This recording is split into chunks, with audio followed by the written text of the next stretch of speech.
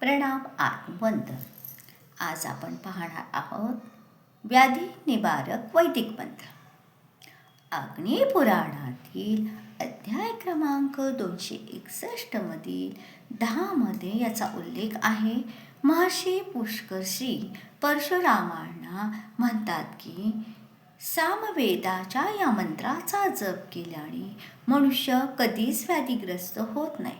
तो मंत्र पुढील प्रमाणे आहे.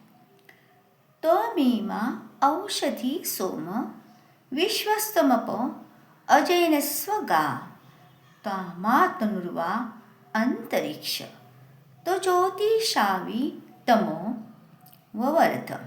याचाच अर्थ परमात्म्याने तुम्ही या सर्व औषधींना उत्पन्न केले आहे. तुम्हीच जल आणि तुम्हीच गाय वगैरे पशूंना उत्पन्न केले आहे. तुम्हीच मोठे अंतरिक्ष लोक आणि त्यांच्या पदार्थांना पसरविले आहे. तुम्हीच ज्योतीने अंधकाराला अस्ताव्यस्त म्हणजेच नष्ट केले आहे.